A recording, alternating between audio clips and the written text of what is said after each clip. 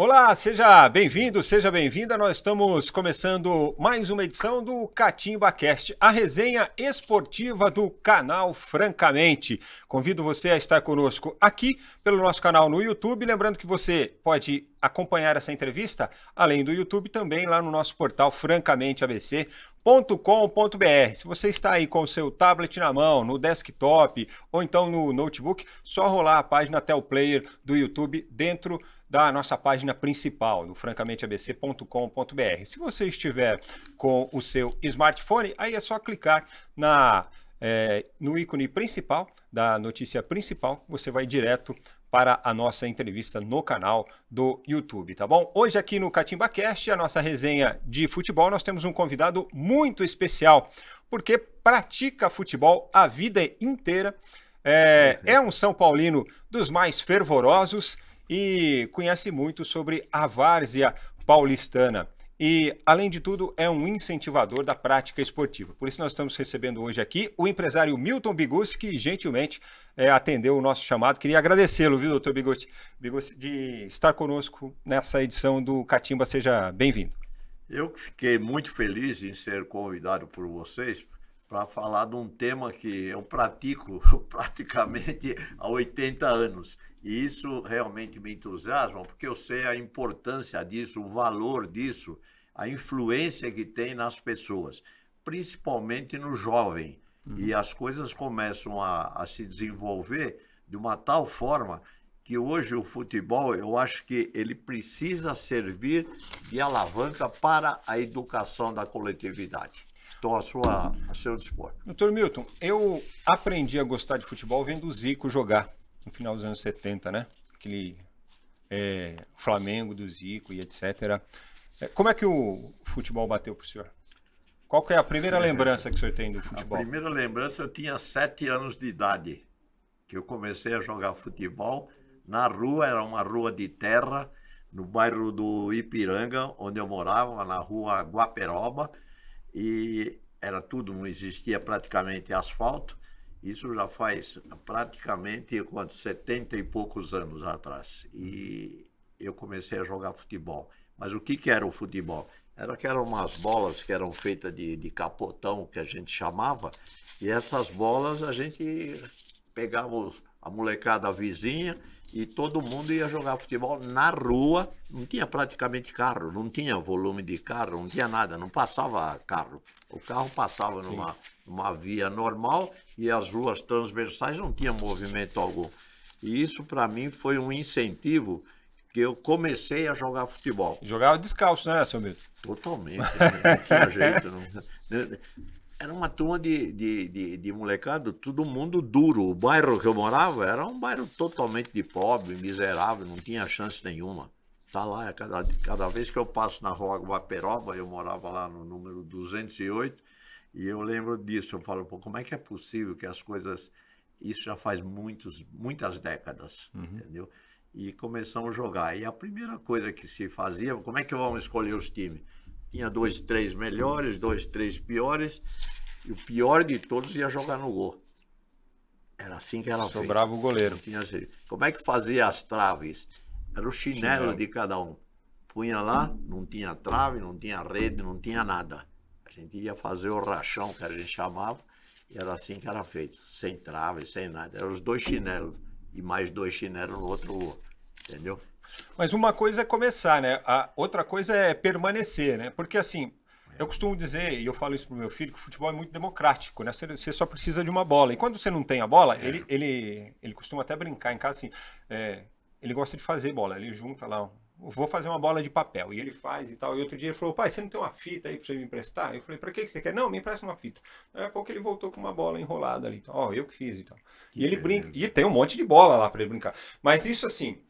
o simbolismo disso é assim, o futebol é democrático. Você só precisa de alguma coisa para chutar, mesmo que seja uma bola improvisada, né, doutor Milton? Exatamente. Eu vejo o futebol de uma forma tão agradável, hoje em dia, principalmente, porque eu acho o futebol, ele é muito mais humano do que as pessoas imaginam. Não é aquelas trombadas que dá no jogo, o pontapé, não é isso. Por quê?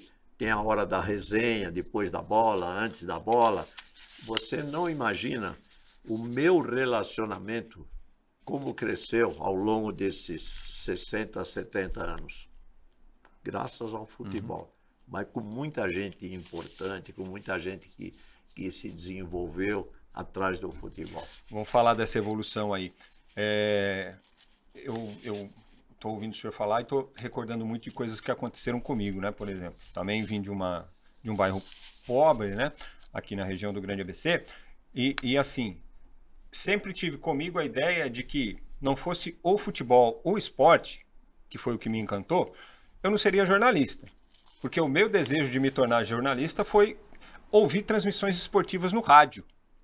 Então o meu grande sonho, como assim, eu jogava meu futebolzinho e tudo, mas eu percebi que o meu talento não era suficiente para eu ser um jogador de futebol. Mas me encantava, porque eu ouvia o futebol no rádio, seu Milton, e aí eu ficava imaginando assim, ué, mas como é que esses caras estão lá dentro do campo de futebol falando das coisas que estão acontecendo no jogo? E eu coloquei na cabeça que eu queria fazer aquilo em algum momento da minha vida. Olha, graças a Deus consegui cumprir isso aí, faço isso até hoje. Mas assim, não fosse esse encantamento, eu poderia ter tido um outro rumo na minha vida, né? Que infelizmente alguns amigos tiveram, alguns amigos de infância tiveram. Então eu costumo dizer assim, que o futebol, ele é mais do que uma prática esportiva, né? O futebol está atrelado à educação e à formação de cidadania, né? E esse acho que é a principal mensagem que eu tento passar com relação ao futebol e à prática esportiva. Mais do que a questão até da saúde, né, do bem-estar. Você não imagina aquilo que eu estava falando para você, o relacionamento que eu tenho no futebol até hoje, ao longo dessas décadas. Por quê? Porque são pessoas, um é engenheiro, o outro é ferramenteiro, o outro trabalha na livraria, outro... São pessoas, mas que o fim de semana é o futebol. É o futebol que nós chamamos de várzea, é o futebol amador. Você não imagina, eu participo do Clube Atlético Ipiranga há mais de 60 anos. Há mais de 60 anos. Você não imagina o que esse futebol me trouxe de relacionamento no bairro do Ipiranga. Hoje eu lanço prédios, o meu negócio hoje é construção civil, a minha empresa tem mais de 40 anos, 41 anos, e na construção civil eu lanço prédios no ABC, que a gente tem um foco grande, a gente lança prédios no bairro do Ipiranga, e muita gente me conhece, principalmente por causa da bola. E o nome, graças a Deus, da minha consultora, nós pusemos lá atrás, chama-se M. Bigucci. E isso faz com que, pô, mas eu conheço o Bigucci. É a coisa mais normal do mundo. Aí eu vou ver, foi da várzea. Principalmente, no meu caso específico, no bairro do Ipiranga, pelo Clube Atlético Ipiranga. É um clube fundado em 1906. Um dos clubes mais velhos do Brasil. E o senhor chegou para a várzea com a intenção de se tornar, de repente, um jogador profissional ou não? O senhor teve essa... Eu não tinha a mínima condição financeira. Porque a minha família, a origem da minha família, meu pai e minha mãe, era muito pobre. Muito pobre. Meu pai era um carpinteiro, trabalhador, batia martelo, trabalhava fazendo caixote para as indústrias. E minha mãe lavava roupa para fora. Era uma dona de casa. Sim. Só que ela tinha que sustentar eu e a minha irmã. Minha irmã tem 2 anos menos que eu. E nós tínhamos que trabalhar. Não tinha jeito. Então, se eu fosse jogar futebol, até acertar num clube, até não acertar, e eu não podia parar. Então, eu fiquei 2 anos praticamente só atrás da solução. Qual era a solução? Não parar de trabalhar nunca. Fui convidado várias vezes, jogava razoavelmente bem, mas eu não podia parar. O senhor foi convidado para fazer testes? Teste, várias dessas equipes sempre. Mas a coisa que eu não podia ir. Eu não podia ir lá porque eu precisava parar de trabalhar. E eu tinha que trabalhar de segunda a sábado. E o senhor fazia o quê? Eu era balconista em loja de ferragem, eu trabalhei numa loja, por exemplo, no bairro do Sacomã, no bairro do Ipiranga, eu era balconista da loja. E eu carregava a escada, tinha que fazer, entendeu? Trabalhava de sábado para poder encher os tanques de combustível que tinha lá, que você vendia querosene na época, aquelas coisas todas, que ficava estocado no fundo da loja, eu precisava estocar para a semana inteira, durante a semana. Quer dizer, tinha que trabalhar. Loja de ferragem? Loja de ferragem, chamava Casa Freire, bem no balão do bonde de fábrica que era. Ali no Ipiranga, ó, você vê uma coincidência, né? Eu trabalhei com vendas de ferramentas e parafusos durante muitos anos.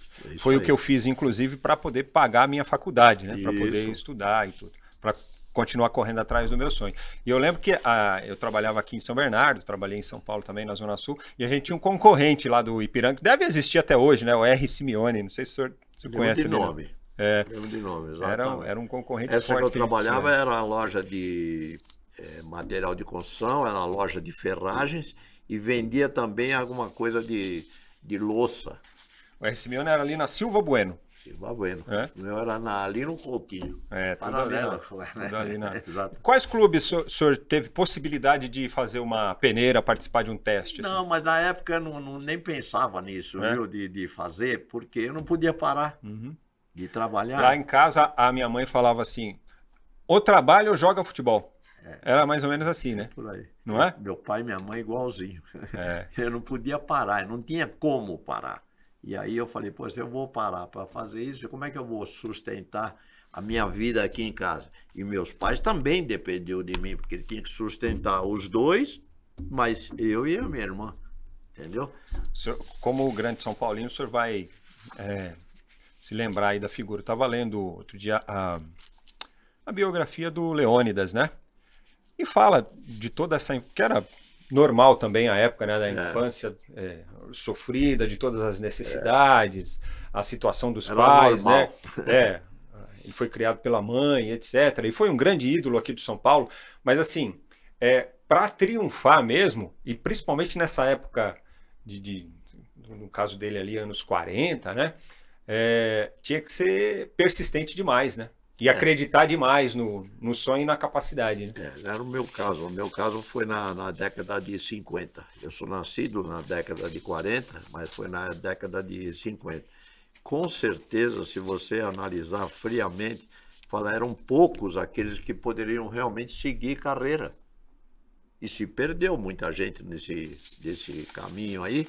Por quê? Porque um tinha um problema, outro tinha outro, e não podia, dependia para sobreviver na vida. É o lado econômico, não é isso? Mas graças a Deus nós conseguimos passar e foi jogando. E aí eu fui criando muito espaço dentro do esporte amador, do esporte de várzea, que é também conhecido. Tanto é que eu fui homenageado agora no esporte de várzea, entendeu? Quer dizer, tem um monte de histórias aí nesse... Nós vamos falar dessa homenagem, que ocorreu no Museu do Futebol em outubro agora de 2024, né?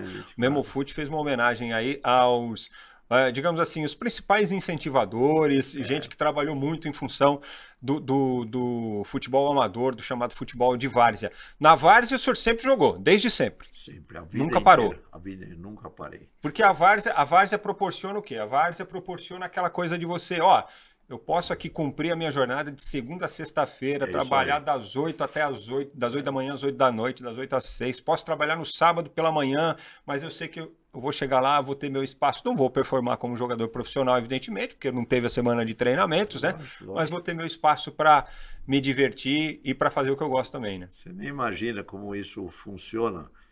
Tanto é que os jogos eram sempre do jeito que você falou. Era de final de semana sempre, né? Por quê? Segunda a sexta tinha que trabalhar, não tinha jeito. E normalmente, final de semana, durante o dia, porque os campos que se jogava também, não tinha iluminação, não tinha nada. Isso aí, entendeu? Fazia as coisas andarem de uma tal forma. A pessoa tem que colocar hoje, principalmente a ideia, o que representa hoje esse futebol de várzea? Eu acho que, para mim, representa principalmente a educação do jovem, que ele não é desvirtuado para droga, não é desvirtuado para outras coisas ruins aí. Ele caminha lado a lado porque as pessoas têm família. normalmente as pessoas têm família. Ó, a gente vai começar a mostrar umas fotos aqui, tem uma já no telão aqui. Aí o senhor vai comentar um pouco em cima delas aí pra gente...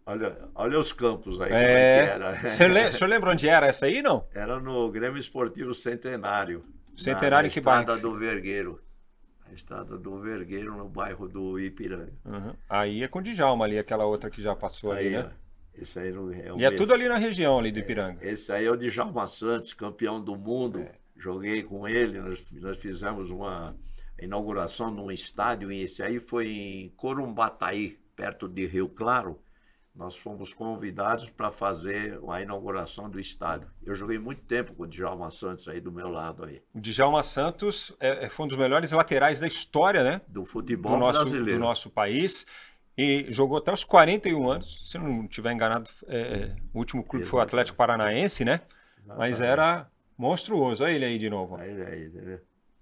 Atrás alguns amigos também que jogavam. Aí já era aquele churrasquinho, né, seu Com mesmo? certeza. Isso aí é sagrado, né? Não é? É sagrado, não tem jeito, porque é o que a gente chama de resenha, né? Isso. É sagrado, viu? Graças a Deus. Muito legal. Que história, viu?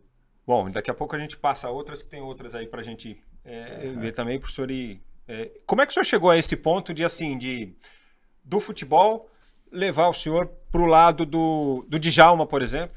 Do Djalma Santos, e imagino que de outros ex-atletas também, né? Eu comecei a fazer muita coisa que pudesse ajudar as pessoas.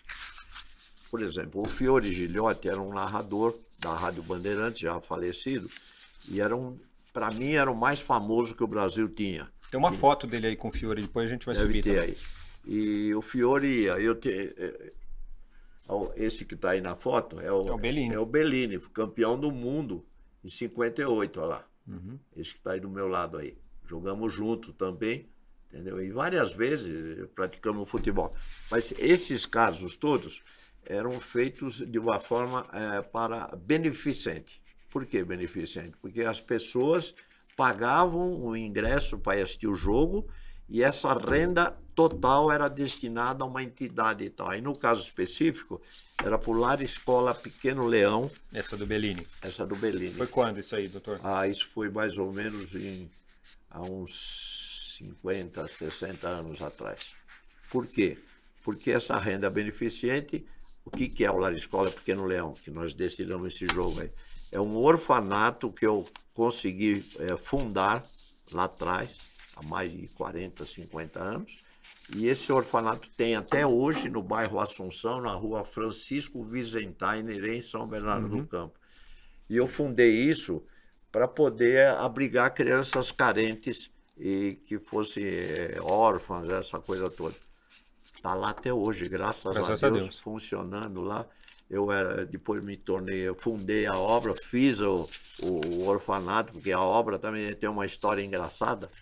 E só para você ter uma ideia, eu sempre tive isso dentro da minha cabeça, que eu gostaria de fazer um orfanato para cuidar de umas 3 ou 4 crianças carentes e que fossem órfãs. Aí eu falei, puxa, como é que eu vou fazer isso aqui? Eu duro também, não tinha jeito. E aí eu fui falar com o prefeito de São Bernardo, na época era o Aldino Pinotti. Aldino Pinotti foi prefeito de São Bernardo, ele era um marceneiro. Prefeito, o senhor me recebe? Recebo. Fui lá, falei, eu preciso de um local para mim criar um orfanato, que eu quero fundar um orfanato. O senhor já tinha construtora? Estava começando a construir isso, faz 40 e poucos anos de idade. Aí ele falou, Bigo, você tá louco? O que você quer? Isso aí você vai entrar numa confusão aí, que isso aí não é fácil, não é assim simples.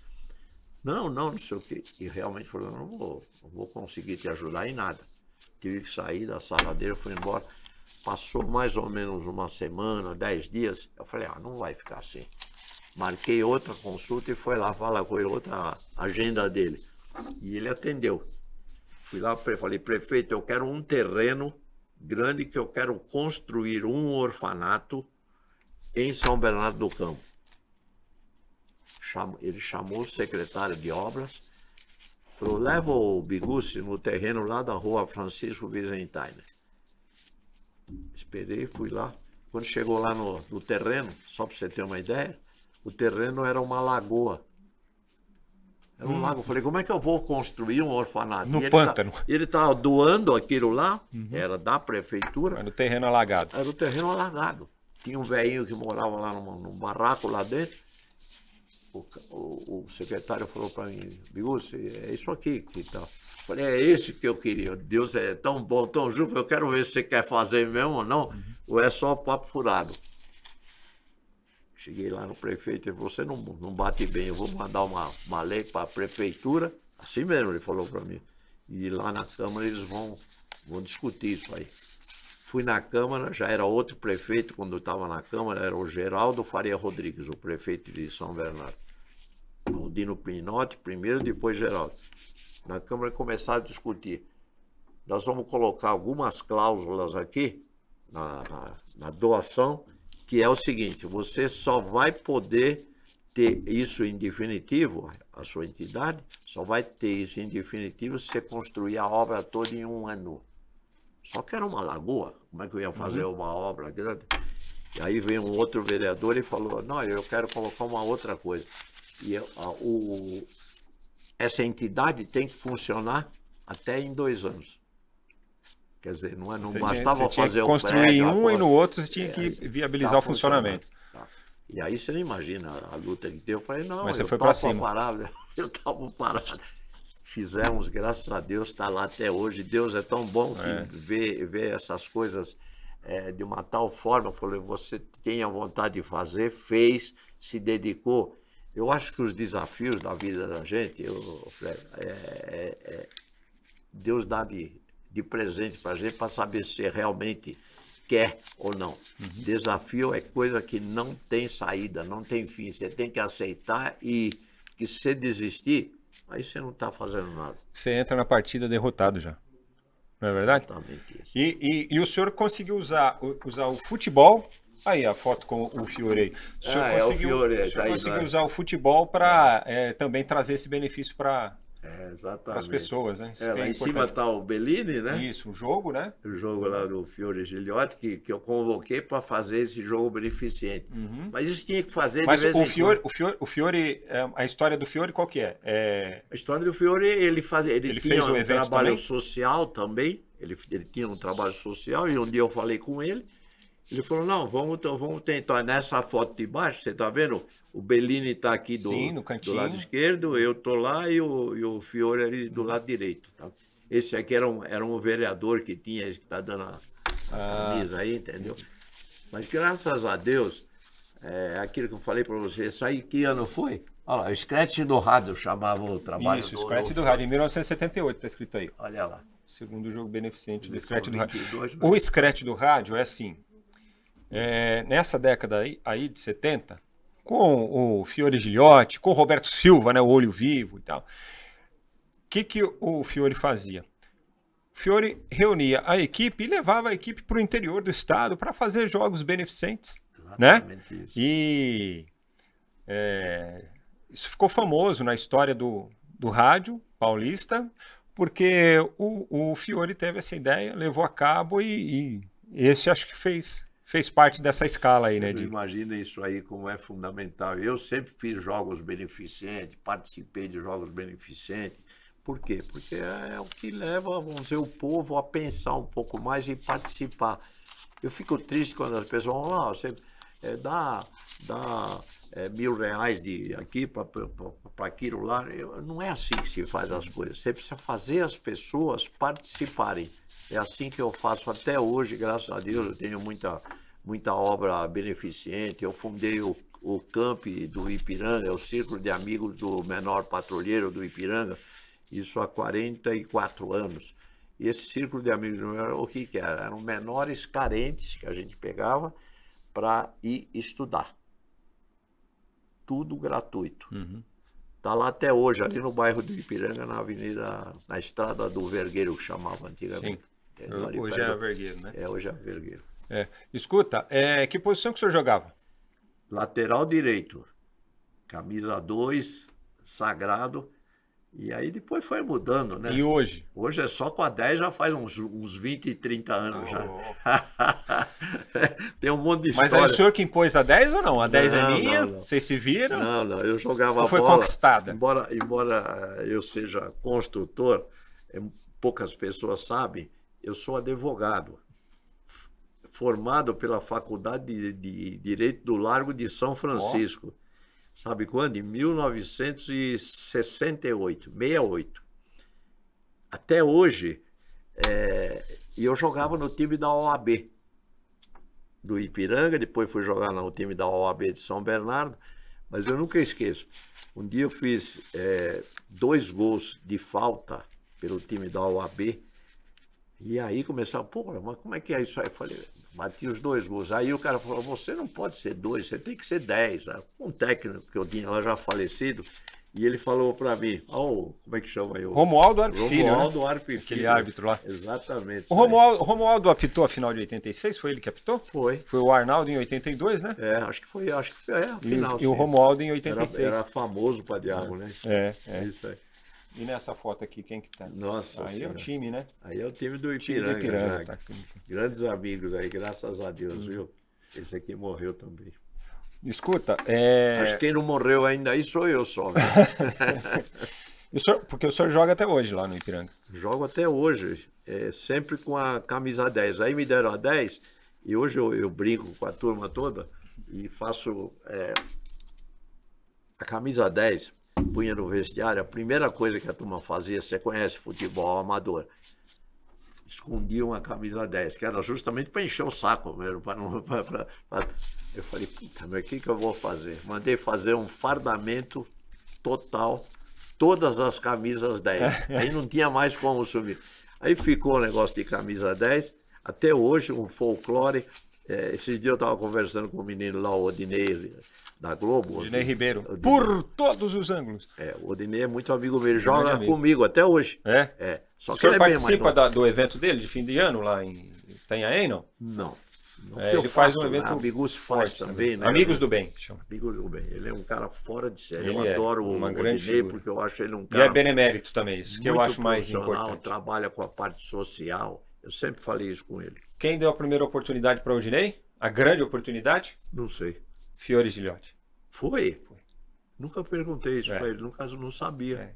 Que beleza. O Odinei é um grande amigo também, e ele sempre enaltece essa questão. Outro dia, tem até aqui na nossa biblioteca aqui atrás, o livro a bibliografia do Fiore Gilhote, e o Odinei estava lá, junto comigo, a gente foi prestigiar, né? Eu não sabia. O lançamento, e ele sempre que fala de Fiore, ele é ultra mega agradecido. Puxa, eu vou até falar com ele sobre isso. A gente tá junto quase toda semana, a gente joga junto até hoje, lá no Clube Atlético Ipiranga mesmo. E o Odinei é um cara fora de sério, de um puta de um bom senso, de um nome, de uma humildade, que eu acho que é isso que a gente tem que preservar no ser humano. Graças a Deus. Aí ele tá até jogando com a 10 também, né? Porque o senhor fez o fardamento tudo com a 10, né? Então ele aproveitou. Ele foi outro dia no programa lá do... Quem foi? De quem foi? Eu não lembro. Ele foi no programa... Bom, aí o Neto. Ele falou, pô, mas você tá jogando com a 10? Eu falei, não, a 10 é do Bigucci, no programa do Neto, né? Aí... Falou, por quê? Porque ela disse assim. Então a gente tá sempre junto com esse pessoal, graças a Deus, né? O Neto também é outra fera também, viu? Fora de série. Bom, vamos falar da homenagem lá no Museu do Futebol. Tudo em função da tua relação com o futebol de várzea. É isso? E como é que foi esse evento? Ele foi promovido, se eu não estiver enganado, pelo Memofute, né? Que é uma... Exatamente, uma entidade que trata futebol, da memória ali do futebol, né? E eu até fiquei muito surpreso, porque eu não sabia nem por que a gente estava sendo homenageado. Isso é no campo do Centenário. A maioria, aquilo que eu falei para você, a maioria que está aqui já morreu, viu? Dá para jogar essa foto aí na tela inteira para eu? Porque eu vou mostrar o seu Bigucci sem aqui. bigode. Sem bigode, mas assim, eu tô olhando e tô vendo seu filho ali na realidade. Você não acha que é muito parecido? Porque é o segundo ali, em pé, né? Para quem está olhando ali do monitor da esquerda para a direita. Isso foi no ano de 1950 e alguma coisa lá, viu? É. Olha só que Que foto histórica, nem eu não lembrava mais, viu? Bom, mas por essas e outras que o senhor foi homenageado lá com relação ao futebol de várzea, né? Por histórias assim, né? Graças a E como é que Deus. foi esse evento, seu Milton? Foi muito bacana. Eles me chamaram para ir lá, que ia ser homenageado. Ganhei lá umas placas, lá homenageando os 100 anos de futebol amador. E como eu faço parte desse futebol amador já há pelo menos 70 anos, eu fui um dos homenageados. Foram 5 pessoas, todos que jogam futebol ainda, a maioria, não, dos 5 só eu estou jogando ainda, praticamente mais ninguém, entendeu? E eu sou meio maluco ainda de estar jogando ainda, pelo menos é o que eu ouço da minha mulher e dos meus filhos, que eu sou meio maluco de estar jogando ainda, porque eu faço agora, o mês que vem, 83 anos. Ele falou, mas como é que você joga? Eu falei, a primeira coisa que eu evito é trombada, batida e tal, porque aí se der eu estou perdido. Eu já explodi joelho, o meu braço direito já caiu, tudo jogando bola. O braço caiu, essa parte do braço, ela caiu, ficou pendurada aqui com aqueles fiozinhos que nós temos que segurar. E aí? O cara falou, não, precisa colocar uma prótese de metal aqui, assim. Bom, foi indo, para colocar a prótese de metal. Marquei com o médico, tudo, fiz a prótese, tenho até hoje, acho que deve estar na minha casa de história, para colocar. O médico falou assim, eu tenho um amigo meu, Dr. Roberto Blasbalg, ele trabalha hoje em matéria de fazer exames, essa coisa toda, o cara fora de ser, joga bola comigo até hoje também. Ele falou, Bigus, vamos testar um amigo meu, antes de ir. Ele me ligou, eu estava no carro, aqui em São Paulo. Ele falou, vai fazer uma consulta com esse meu amigo, médico. Falei, tá bom, quando? É hoje, isso eram 5 horas da tarde, é hoje às 8 horas da noite. Eu ia operar no dia seguinte às 7 horas da manhã, colocar a bendita prótese lá. Falei, vamos lá. Cheguei lá, ele olhou e falou, vamos fazer um teste, vamos ligar isso aqui de uma outra forma, sem colocar a prótese. Vamos ver como é que nós vamos fazer. Bom, resumindo, ele fez, eu não fiz tá aqui, ó, sem não prótese. Não colocou a prótese. Nada, graças a Deus. Você vê como são coisas de Deus, viu? Um especialista mesmo, né? Nossa Senhora, uma coisa fantástica, viu? Bom, doutor Milton, esses anos todos dedicados também ao futebol, gerou até um livro que o senhor escreveu aqui, ó. Né? Deixa eu mostrar aqui, de 70 anos, que o senhor já pode fazer uma segunda edição agora com 8 décadas, né? 8 décadas. 7 décadas de futebol, aí tem 2 fotos aqui do seu Milton, o Miltinho e o Miltão. Isso aí, né? Graças a Deus. E uma série de camisas, que eu achei muito legal essa contracapa aqui. Uma série de camisas, inclusive a do Ramalhão aqui, ó. Essas camisas eu joguei de futebol. Eu joguei futebol na Rússia, no Canadá, na Argentina. Eu joguei fora, muito por aí, não é isso? E às vezes a gente... Mas jogou assim, tem algum lugar que o senhor foi especificamente para jogar, para fazer uma partida beneficente, alguma coisa? Ou o senhor aproveitou ocasiões e jogou nesses lugares? Algumas aproveitadas e outros foram convocados. Mesmo? Esse da Rússia eu fui convocado para ir na época, entendeu? Isso deve fazer. E qual evento que era esse da Rússia? Que eles montavam também de futebol, para comparar os futebols do Brasil e do país que era, entendeu? Era muita gente estranha.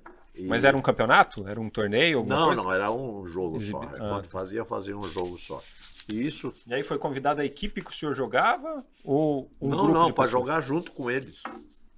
Hoje, por exemplo... Mas como é que o senhor conseguiu essa escalação aí, doutor?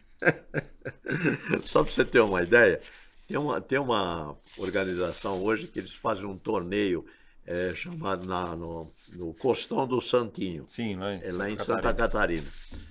É o 4º ano que eu vou, seguido, que eles me convidam, é só o Ricardinho da Globo, o pessoal todo aí, o Alisson antigo e tal, entendeu? Eles me convidam para ir jogar com eles lá. E eles fazem esses jogos de uma tal forma que ajuda também as pessoas, e eu sou convidado. Agora, o que você consegue fazer? Eu consigo ir lá jogar bola, mas dentro do meu nível, mas eu fico hoje muito mais preocupado, porque uma trombada para mim eu estou ferrado. E eu evito isso de qualquer jeito. E eu sempre joguei não sou aquele jogador trombador. Jogador que tem uma categoria que nem diz o Odinei Ribeiro. Qual é a categoria de um 10? Uma classe, né? O popular não tá mais comigo, né? A bola chega assim, exatamente. A pedir para não dar espaço. Eu chego no campo, a primeira coisa que a turma fala, o que eu falo para eles, levanta a cabeça. Bom, você sabe que, falando assim de coisas incríveis do futebol, e para a gente entrar até num filtro aqui de grandes jogadores, eu uma vez fui fazer, não tive a oportunidade de ver o Ademir jogando profissionalmente. Eu joguei com o Ademir. Aí uma vez eu fui fazer um jogo aqui no Jaçatuba, um jogo beneficente mesmo de Santo André. Era um sábado pela manhã. E o Ademir da Guia estava em campo. Seu Milton, eu acho que eu nunca vi um jogador jogar com aquela clareza e com aquela altivez. O tempo inteiro ele com a cabeça erguida, desse jeito aqui, ó. A bola vem para ele não faz isso aqui para dominar a bola. Eu nunca tinha visto, eu fiquei impressionado. Ele já tinha 60 e tantos anos, eu fiquei impressionado, seu Milton. Exatamente. Impressionado com a classe e a categoria. Não, e a cabeça desse pessoal aí já é fora de série. Eu joguei com o Dudu, que fazia a dupla. O Legário e o Tolói de Oliveira. Eu joguei com ele foi jogar lá no Ipiranga. Aí ele chegou lá, a primeira coisa que a turma faz para me encher o saco, pegaram a 10 e deram para ele, pro Dudu. Eu peguei, olhei e falei, putz, é meio agora aqui, né? Eu peguei a 5, né, que tava lá. Chegou dentro do campo, falei, Dudu, vem aqui, você é a primeira vez que está vindo aqui. Você agora toque a sua 5 e me dá a 10. Tu até hoje fala disso lá. Mas ele deve ter gostado, viu? Nossa, porque a alegria disso aí. Eu acho que esse tipo de coisa é que faz o futebol amador, principalmente. O futebol amador é muito mais a alegria de você participar. A foto do evento aí. A amizade, o relacionamento. Olha aí, que beleza. Essa aí. do evento lá do Museu do Futebol, né? Do Museu do Futebol, lá. Olha só. Essa é a turma aí, os pioneiros. Os pioneiros. Só tem 2 jogando aí, que sou eu e esse menino aqui de baixo, aqui, ó, da esquerda aqui também. O de chapéu ou sem chapéu? O sem chapéu. Sem chapéu. O resto já não joga mais. O senhor sabe que uma vez eu liguei pro Dudu para dar uma entrevista, né, num domingo pela manhã, assim, no programa que a gente fazia lá na Rádio Bandeirantes. Aí a esposa dele me atendeu umas 10 e pouco. Eu falei, o Dudu tá aí, será que ele pode conversar com a gente? Ele falou, rapaz, domingo, a essa hora, 10 e pouco, você não encontra o Dudu aqui. Jogar no futebol amador. Eu falei, ué, mas por quê? Ele falou, não, porque ele tá jogando. E ele tava com 73 para 74 já, entendeu? Exatamente. Então, assim, não perdeu o futebol, né? A coisa de estar sempre ali com o futebol. Bom, eu citei aqui do Ademir da Guia para a gente falar um pouco sobre grandes nomes assim do futebol. Vou passar umas posições aqui só para o senhor dar o seu palpite aí. Quem foi o melhor goleiro que o senhor viu? Melhor goleiro, o Poi. José Poi. Goleiro depois eu vou perguntar qual foi o melhor treinador estrangeiro do São Paulo, para ver o que ele vai responder. Já nem lembro. Lateral, vai, que o senhor era lateral. Um grande lateral. E tem tantos, né? Djalma Santos. Para mim não tinha 2. Djalma Santos. Djalma era grande, Carlos Alberto era gigantesco, né? Exatamente, todo mundo aí. Né? E hoje em dia está mais difícil de lembrar, porque hoje mudaram as táticas, né? Era sempre a linha de 4, agora a defesa é 3, o meio de campo tem 2 ou 3 também, entendeu? Então mudou bastante. Então, hoje em dia, mas são nomes que jogaram muitos anos, né? Isso, e fizeram esses clubes grandes se transformarem realmente em clubes grandes também. Foi quando o Brasil teve a fase áurea, que era disputar campeonatos mundiais e ganhar alguns campeonatos mundiais. Foi quando o Brasil. E hoje está mais difícil. Muito mais difícil. Eu estava assistindo outro dia. O Brasil ganhou 3 em 4, né? Na grande fase, que eles 58, 62, 70. Exatamente. E em 66 só não ganhou porque também fizeram lá as maracutais. O da 66 da Inglaterra. foi na Inglaterra, exatamente.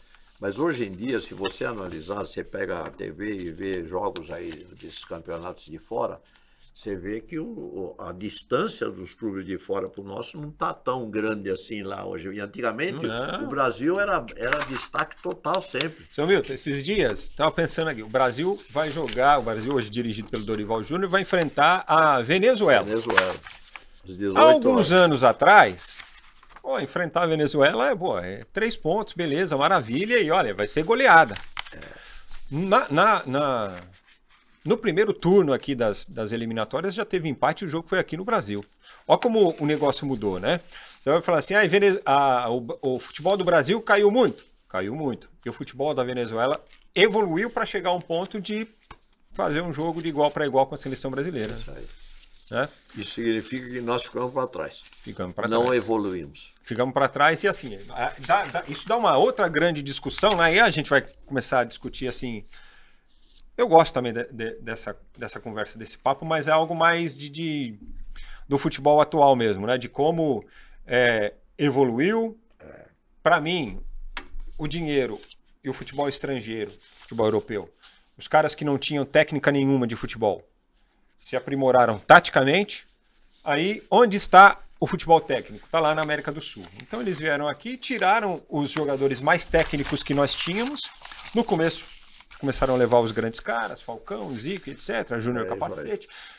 E mais para frente, Dr. Milton, começaram a levar os jogadores que nós formávamos aqui. Então, a gente parou de formar aquele jogador extremamente técnico, para ele sair daqui com 17, 18 anos, agora só pode com 18, e terminar a sua formação lá, tendo uma formação muito mais tática, né, do que técnica. Então, assim, ao invés dos europeus desenvolverem técnica, que eles não desenvolveriam, porque isso é da natureza do sul-americano, a gente passou a mudar o foco, né? E foi aí que o futebol brasileiro acho que se perdeu um pouco. Mas é muito Eu acho que o Brasil ficou meio para trás. Nessas últimas 2, 3 décadas, realmente ficou para trás. Ó, não vale o Pelé. O grande camisa 10. Difícil, hein? Hoje é Milton Bigucci. Gostei. Essa eu gostei. Olha, esse folclore, você não sabe como é bom na várzea, porque a gente brinca, se diverte, cada um, entendeu? E outro dia eu estava conversando com o Odinei Ribeiro, e nós estávamos falando disso. Falei, Bigucci, você não sabe da importância disso. Falei, eu sei porque eu vivo isso presente. A gente faz alguma coisa, vamos fazer junto e tal. Vamos tomar um suco, vamos tomar uma cervejinha, vamos bater papo. São coisas que o jogador varziano, só para você ter uma ideia, ele se julga, o jogador, ele se julga muito malandro. Pode parar para pensar. Mas ele é muito mais puro do que você imagina. Uhum. E eu comprovo isso diariamente. Não é o profissional está atrás de dinheiro, o outro vai assinar um outro contrato e tal, porque o máximo que acontece com o jogador varziano, ele pagar uma mensalidade do clube lá que ele vai ter que jogar. Ele paga para poder jogar. Não tem outro jeito. Entendeu? Então eu fico feliz. Eu não lembro nem de nomes que pudesse se destacar. Você tinha o 10 lá, o Raí, você tinha jogadores, né? Eu lembrei aqui do Ademir, né? Falei do Zico. O Ademir, nossa, se não monstro. Eu sou da geração Zico, né? Exatamente. Mas assim, graças a Deus, o futebol brasileiro, a gente tem vários nomes que a gente pode citar. E um camisa 9, emblemático da história. Nossa senhora, isso aí... Eu tenho um que eu gosto muito e ele era do São Paulo. Isso é que me dá uma raiva. Qual que é? Fala aí. O Antônio Oliveira, o Careca. Para mim foi um dos maiores... O Careca foi um dos grandes... Eu fiz maiores atacantes da história do futebol. Nesse meu livro tem uma página dentro que o Careca que me mandou. Eu vim escrevendo lá também. Esse cara é um fora de série, viu? Exatamente isso aí. Eu acho que assim... A gente tem... Nós fomos jogar lá onde ele jogou? No campo do Guarani, Campinas. Brinco de Ouro. Brinco de Ouro, exatamente. A gente tem Romário, tem Ronaldo, mas assim, esses caras são extremamente fora de série, mas o Careca... Careca foi um monstro, foi fora de série mesmo. Ele foi, para mim, um dos grandes, assim, de toda a história. Tanto que, assim, o Maradona se apaixonou pelo cara, porque ele sabia que tinha um complemento, tinha o arco e a flecha, né, ali no Napoli, naquela... Eu acho também, viu? Graças a Deus. Você sabe, quando eu comecei a escrever esse livro, eu falei, como é que eu vou pegar com tanto nome, com tanta gente, o Denilson, o Serginho Chulapa, sabe, esse time de gente conhecida, né, isso. Eu joguei com muita gente, o Careca, o Clodoaldo lá no meio. Você já jogou no Clube do Mé? Clube do Mé? Onde era mesmo? Era lá no Parque do Povo, lá jogava o Milionários, lembra do... O senhor deve ter ouvido falar, assim. Lógico. O Milionários era um... É que eu acho que não tem mais. Mas era um time que reunia ex-atletas e tudo, né? Então jogou ali Deodoro, Muricy Ramalho, Serginho Chulapa. O clube ficava ali no Parque do Povo, na Marginal do Rio Pinheiros, ali perto isso aí mesmo, exatamente isso aí. Perto do que dali? Indo ali para Vila Olímpia, ali, tá, mas mais pela Marginal ali. Eles jogavam ali. O pessoal chamava de Clube do Mé, mas Clube do Mé, Milionários, né? Você sabe o que é Mé, né? Tem que explicar hoje em dia o que é. Assiste o filme aí do Mussum, aí você vai saber. Né? Mas todo mundo falava, vamos tomar um Mé naquela época. Né? Exatamente.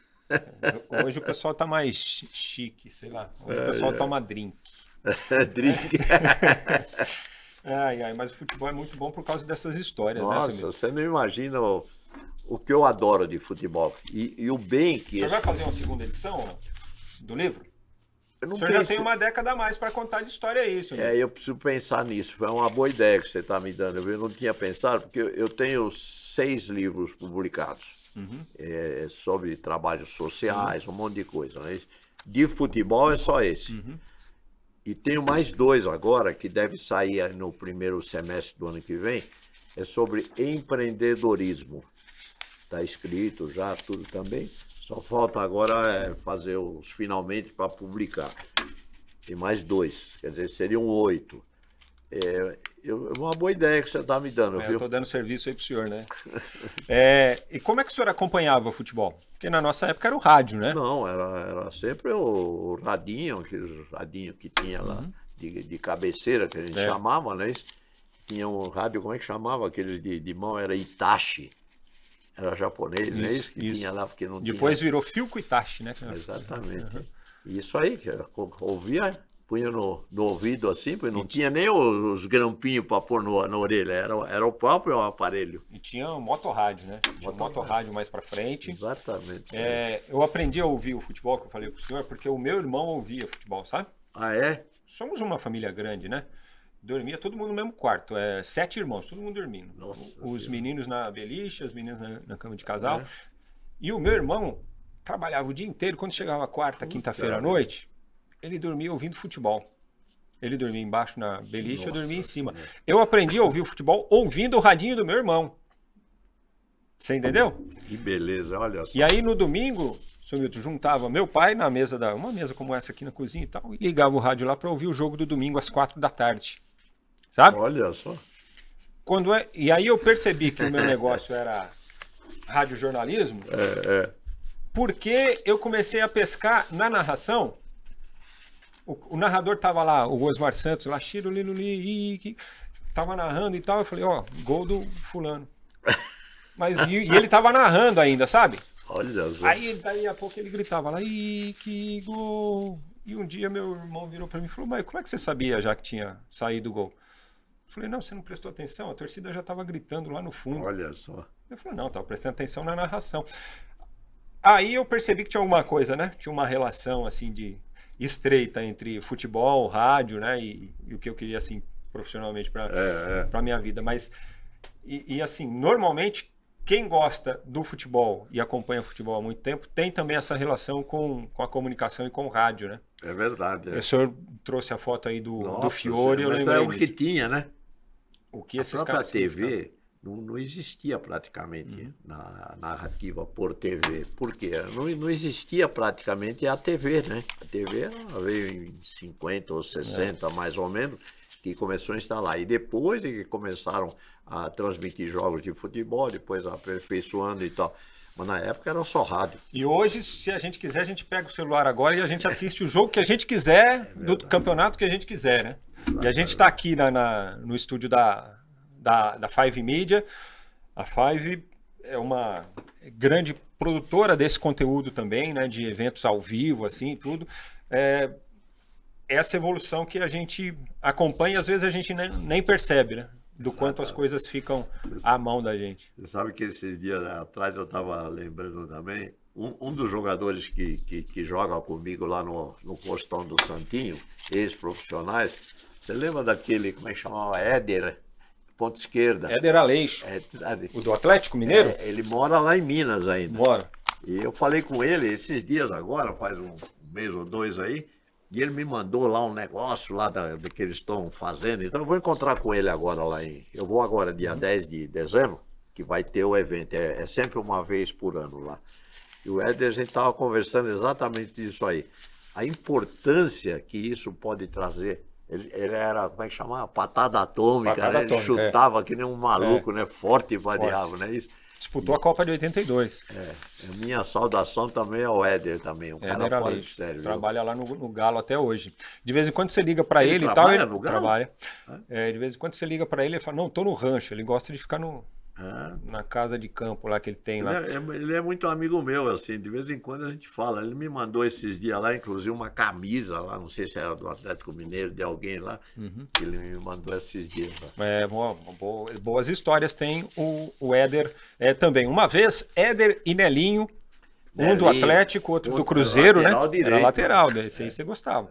Um era lateral direito, outro era ponta esquerda, né? O Éder era ponta esquerda. Quem é que chutava a bola para fora do Mineirão. Chutou para fora. Para fora do Mineirão. O chute dele era tão forte que a bola tinha que sair. Saiu do estádio. E hoje, aquela coisa. Hoje a gente não encontra um jogador que seja 50% do Nelinho e 50% do Éder. Verdade. Não é? Verdade. Hoje o torcedor brasileiro não conhece a seleção, não sabe quais são os jogadores que eu acho que nós perdemos muito espaço no futebol. O espaço, infelizmente, se perdeu. E o Brasil ficou um pouco para trás perante o mundo, né? Isso. Hoje você viu, vai jogar hoje Brasil e Venezuela. Venezuela, sabe, tá lá, parece que era nada. Era como a gente chamava na época, era o time do Jabaquara, de Santos. Né? Do Ibis, da América do Sul. Do Ibis, exatamente, né? Isso aí. O futebol, eu acho que nós temos que também fazer uma revirada geral e pegar... Mas eu acho que está começando com esses moleques mais novos que nós temos aí na seleção. Eu acho que tem que dar um apoio para eles, porque aí eles também começam a acreditar, né? É isso. O senhor gosta do VAR? Falando em modernidades? Olha, eu acho que ele tirou um pouco da graça do futebol, porque antigamente o cara fez um gol, agora hoje vai medir no milímetro se o sujeito está com a chuteira impedida ou não está. Mas para resenha o VAR é ótimo, não é? Nossa senhora, para resenha só dá discussão. Porque aí você fala assim, olha, o Boca Juniors não ganhou mais nada desde que colocaram o VAR, né? Pode estender para outros clubes também, né? Sério. O senhor é sócio do São Paulo ou não? Não. Não? Eu tenho 5 cadeiras cativas lá. Eu comprei também. Frequenta? Não, Vai, hoje não frequento mais. Hoje os meus filhos, todos são paulinos também, todos jogam futebol. Eu tenho 4 filhos, é isso. A menina e 3 moleques. Mas todo mundo com mais de 50 anos de idade. E eles hoje que já vão com os netos. Eu tenho 12 netos. Todos são paulinos. Tem um que arrisca dizer que é corintiano, mas aí não fala na minha frente. E a relação do senhor com o São Paulo, como é que é? Só de torcedor mesmo? Só de torcedor, não tem nada. Não. Eu fui lá outro dia, conversei com o Casares, lá, que é o presidente, né? E eu acho ele muito... não é político, ele é trabalhador na parte administrativa do São Paulo. Mas eu não tenho, assim, relacionamento, entre aspas, profissional com eles. Entendeu? Nem como associativo, né? Não, associativo também. Sabe que, assim, algumas vezes... Como eu frequento muito o Clube Atlético Ipiranga, não daria nem tempo. Sim, 2 clubes, né? Nada, não tem. Mas eu fiz algumas vezes cobertura de campeonato interno do São Paulo, sabe? Os jogos, assim, do sub-6, sub-7, até... Nossa, sábado e domingo o dia inteiro jogando, e a gente fez algumas transmissões assim com a empresa que eu estava prestando serviço pelas redes sociais, e é incrível como o sócio gosta e participa, né? E eu imagino que assim, é assim no São Paulo e deve ser assim nos demais clubes também. No Atlético Ipiranga é exatamente assim. Sabe? Então aconteciam coisas incríveis, do tipo, o parente do menino que tá jogando, assistindo o jogo na Austrália, e manda, poxa, o Joãozinho aí tá jogando, que legal, que bom que vocês estão transmitindo. Então, assim, os clubes associativos são importantes também nesse conceito, né? Lógico. Hoje em dia, eu vejo lá no Clube Atlético Ipiranga, o presidente é o Fernando Oberli. também conhecido como Formiga, porque o futebol amador tem muito disso também, não é isso? Os apelidos. Está fazendo uma senhora gestão e tem que continuar trabalhando. E eles fazem isso com amor. Você não imagina, porque não se fala em dinheiro. A forma de fazer isso, tá bom, você é associado, você paga 200 reais por mês, 100 reais, depende do tamanho da sua família. Isso que é útil, porque aí você tem que fazer alguma gentileza, a gente faz muito trabalho social também no bairro, entendeu? Isso ajuda muito e agrega muito também. Eu acho que uma das grandes finalidades do futebol é agregar as pessoas, é fazer o jovem começar a crescer acreditando em alguma coisa. Não esperar, eu sou tremendamente contra essa questão de bolsa isso, bolsa aquilo, porque assistencialismo total. Você não está ajudando a população, você está enganando a população. Ah, porque eu precisei disso, eu vou pedir. Eu sou totalmente contra isso. Eu acabei de voltar agora de uma viagem aos Estados Unidos e a coisa é bem diferente do que está aqui. E eu penso exatamente assim. Por quê? Porque essa história de só dar, você não ajuda a pessoa. A pessoa que recebe, eu tenho a impressão que lá no fundo, ela não se sente bem de receber aquilo, porque ela sabe que é uma esmola. E eu sou contra isso. Essa questão assim também tem os aproveitadores, né? Exatamente. É aquela história do... Eu te ensino a pescar, né? Mas aí tá aqui a sua vara, você constrói a sua história, né? Exatamente. Que eu fiz isso com os meus filhos. Faço isso com meus netos, faço isso com meus funcionários. Hoje a gente vê uma fórmula de fazer. Se eu der de graça, eu não estou ajudando eles. Eu estou tirando da frente, mas não é isso que eu quero. E eu tenho tido resultados. A nossa empresa, a M. Bigucci, cresceu muito ao longo desses 40 anos, porque a nossa mentalidade sempre foi de fazer a coisa lutando, desafio, enfrentando desafios. Eu nunca desanimei. E continuo hoje, com mais de 80 anos, nunca desanimei na vida. Nunca. E continuo igual. E o dia que eu vou morrer, acabou. Bom, então, nessa esteira aí, para a gente até finalizar, agradecendo a sua disponibilidade de estar aqui com a gente, da gente falar um pouquinho sobre futebol, como é que o senhor definiria a relação e a importância do futebol e da prática esportiva na sua vida como um todo? Nossa Senhora. Pergunta mais difícil da entrevista, né? Quase tudo, viu? Porque eu aprendi desde criança que a gente tem que lutar encontrando desafios, lutando para conseguir os objetivos. Eu sempre consegui isso na minha vida, sempre com luta, com dinamismo. E o futebol, o que você faz? Você entra em campo para ganhar. Então já está intrínseco dentro do futebol, que embora uma brincadeira, porque é um futebol amador, ele não se recebe por isso, eu não recebo para jogar futebol. Mas em compensação, ele dá uma tranquilidade para você como ser humano. Hoje eu dirijo a minha empresa feliz e contente, jogo futebol ainda, feliz e contente, não sei até quanto que isso vai durar, eu agradeço a Deus toda hora, mas eu acho que isso tudo é aliado uma coisa da outra. O meu trabalho, o meu futebol, a minha dedicação a atividades sociais, que a gente tem também, tem várias coisas sociais que a gente pratica. A minha filha faz um trabalho chamado Big Riso, completou agora 20 anos. Da M. Bigucci. Ela todos trabalham comigo. Sabe o que é isso aí? Um trabalho que é feito nos hospitais de câncer infantil. Olha que coisa maravilhosa. Ela tem um grupo de pessoas que são meus funcionários, meus colaboradores, meus amigos, se vestem de palhaço e vão trabalhar dentro dos hospitais para atender crianças carentes. Isso a M. Bigucci faz. Então, essa ligação entre futebol, entre o meu trabalho profissional, de assentar tijolo, você não imagina como isso é importante. Eu nem vejo nada que fosse diferente disso, porque eu fico pensando, pô, será que daria para fazer sem isso? Para mim não dá. É o todo que faz. Bom, gente, esse é o Dr. Milton Bigucci, convidado de hoje do nosso Catimba Cast. certo?